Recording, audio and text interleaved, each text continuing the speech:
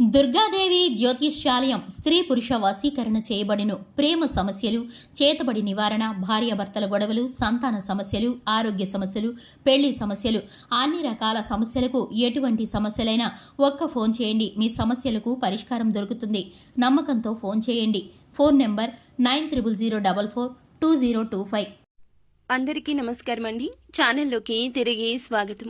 మే మాసంలో 17వ తేదీన అనగా శనివారం తిథి నాడు మీనరాశి వారికి అతిపెద్ద శిక్ష అయితే పడబోతుందండి. నమ్మిన వ్యక్తి కక్ష కట్టబోతున్నారు. ఏం జరగబోతుంది, ఆ వ్యక్తి ఎవరు, ఏం చేస్తారు తదితర అన్ని వివరాలు కూడా కూలంకషంగా ఈ వీడియోలో చర్చిద్దాము. వీడియో నచ్చితే తప్పకుండా లైక్ చేయండి. మీ లైక్ మాకెంతో సపోర్ట్ అండ్ ఎంకరేజ్మెంట్ గా ఉంటుంది. ఇక ఆలస్యం చేయకుండా వీడియోలోకి వచ్చేద్దాం.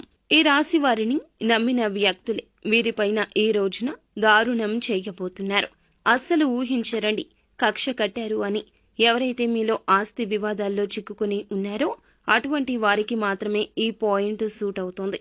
ఎవరైతే ఈ రాశి వారు ఆస్తి వివాదాల్లో చిక్కుకుని ఇబ్బందులు పడుతూ అటు ఇటు తేల్చుకోలేక ఉన్నారో అటువంటి వ్యక్తులకు మాత్రమే నమ్మిన వ్యక్తి మోసం చేయబోతున్నారు. ఎవరైతే ఈ రాశివారు మీ యొక్క దగ్గరి వారి వల్ల ఇబ్బందులు పడుతున్నారో అటువంటి వారి వ్యక్తుల నుంచి కూడాను వ్యతిరేకత వ్యక్తమవుతుంది. ఈ వ్యతిరేకత వల్ల వారు మీ మెడ మీద కత్తి పెట్టినంత పని చేస్తారు.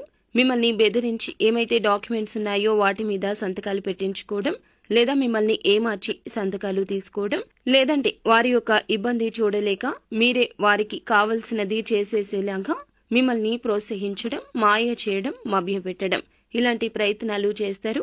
కానీ మీరు వారిని వారించడం అయితే తప్పక జరుగుతుంది.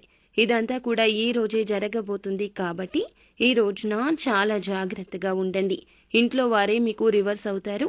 డాక్యుమెంట్స్ మీ నుంచి లాక్కోవాలని కూడా చూస్తారు. లేదా మీకు తెలియకుండా మీ అకౌంట్లోని డబ్బులను తీసుకోవడం కావచ్చు.